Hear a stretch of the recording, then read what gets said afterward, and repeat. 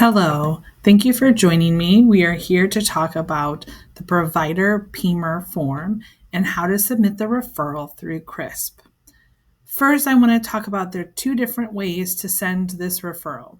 The majority of the providers will have access to CRISP in context, which we call the HIE in context tab. This is where you launch CRISP directly from your electronic health record and access the patient's information. So you will be in a patient's chart and then launch CRISP from there. What you will do then is you need to access the Create Referral tab from within in context.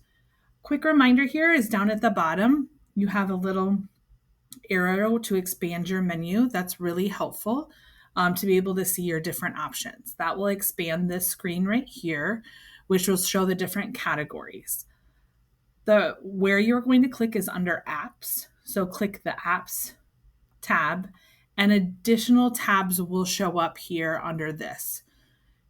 Due to this not being an EHR that I'm in and this being a test, you do not see the create referral. So there's a couple of options. You'll probably have about 5 additional options here. One of them will say create referral. It will be a circle with a pencil. What you will do is you will click create referral from that screen, and that will launch you to the main referral page to be able to see the referral. That is the one way to launch to submit the PIMR form. The other way is logging into CRISP in the CRISP portal. So portal.crisphealth.org. That'll come to this main homepage where you will enter the patient's first name, last name, and date of birth. Their name will come up here. And then what you will do is you'll click on the name and you will choose Create Referral. You will have limited options here, so there won't be too many to choose from. So here is the Create Referral tab. We will hit Create Referral. And that will come to the main referral page. So those that are launching in context, once you hit that create referral page, it will come to this main screen. And then the process we just went through where we hit create referral, it will come to this screen as well. What you're going to do is you're going to search under organization name. So for the PIMR form, what you will do is you'll search for the county that the patient lives in. So not where you're located, but where the patient resides in. So let's say the person resides in Prince George's County. You don't even need to put it all in there. You'll see Prince. And then you'll see a list of different referral options for you here. So under the source and wherever there's this little box, that means you can submit electronic referral.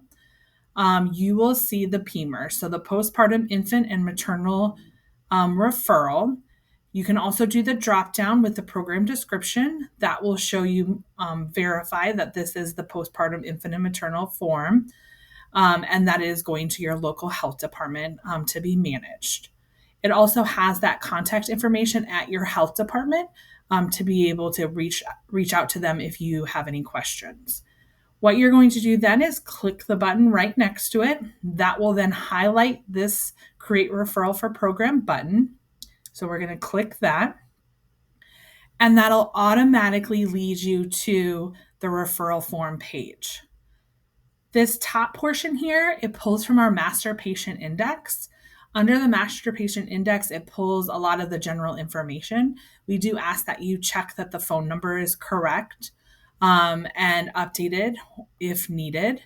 Anytime you have this asterisk next to anything, that means that it is required to be completed.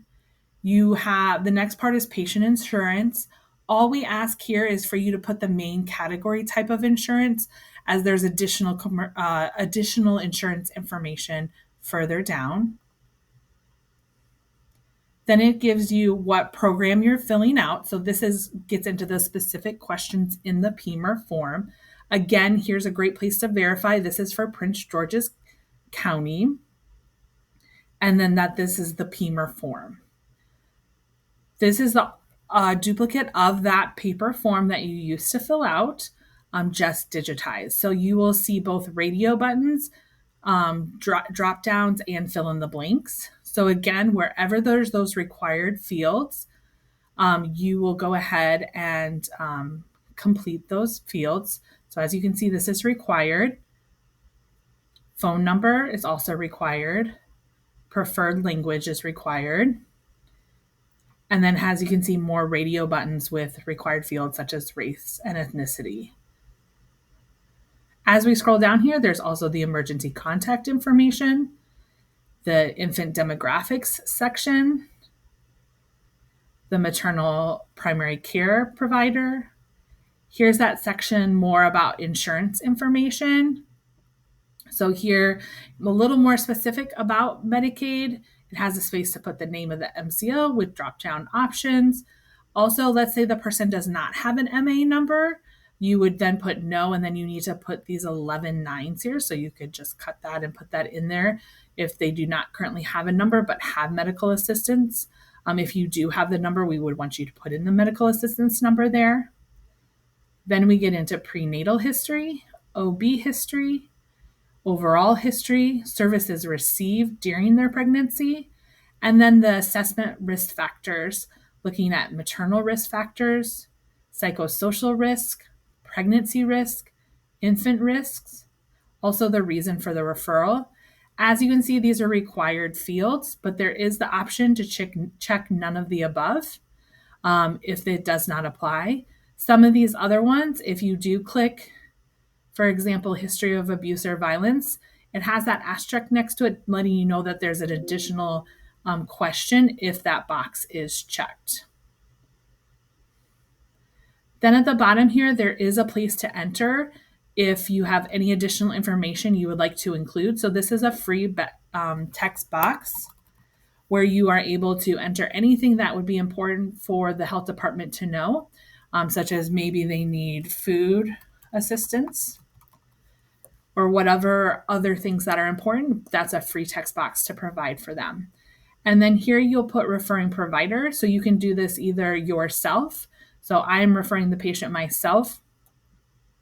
That would then auto-populate your information here. You do have to put in your phone number. If it's requiring the MPI, which is for nurses, we are working on getting that removed. But if it's still showing required, then we're asking you to just put in 9 ones. If you do it on behalf of a provider, then you can click that and you're able to search and look up the provider by first and last name, and that will auto-populate the NPI for them. Again, you will have to put in that phone number.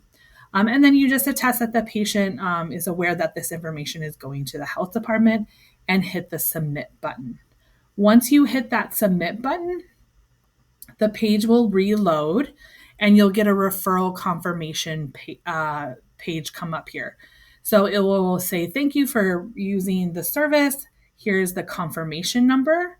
So you're able to reference the actual referral and the form that was filled out, and then the date and timestamp of that referral. You are also able, you can go down to the bottom and you can download the form to save that for your records or to put in your EHR if that is required. You will also get an email confirmation that the referral went through. So here's an example of what that referral looks like. Again, it will have very similar information. So here it's showing that the PIMR was completed. It has that confirmation number and letting you know you can check the status in the portal as well. And then a similar email is also going to the health department to let them know that they have received a referral. That's how simple to submit the referral is for PIMR. Once you're done there, if you need to check on the status of your referral, you would come here back into your main page. So we're going to go back to the in context page. So this is that main page when you enter into CRISP. And again, we're going to expand this menu so you're able to see the different categories. So here under care coordination, you'll be able to see up at the top here under referral history, you'll be able to see all of the referrals that have been completed for this patient, the source of those referrals, the program name, the status, and when it was last updated.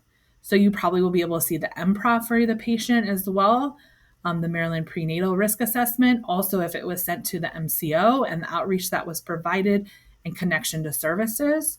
Also, if the PIMR goes to the health department and they're a Medicaid recipient, then it would be sent to their MCO and you'd be able to see their outreach as well as a separate referral.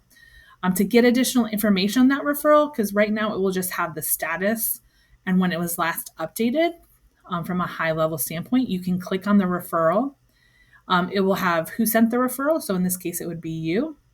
Who received it? That would be the health department that received that. Again, this is a test environment, so we're only able to show so much. And then the really important part that's going to be most interesting to you all is going to be the journal entries. So under the journal entries, you're going to see all the status updates from the health department on that referral. So automatically, you're going to see the date the referral was completed. It automatically sets it pending, and then the referral was created from the system. And then it will be updated for each of the statuses. So when it's accepted, the person's enrolled. If they're rejected, let's say they outreach them 3 times, you would be able to see all those different outreaches. And also if they completed, such as they connected to them to services, you would also be able to see the note there of what services they were connected to. So that will be able to really close the loop for you all to see what the status of what happened with that PIMR form look like. So that again is how you send the PIMR form, and then also how you're able to see the follow-up of what's happening under that referral history. Thank you so much for your time.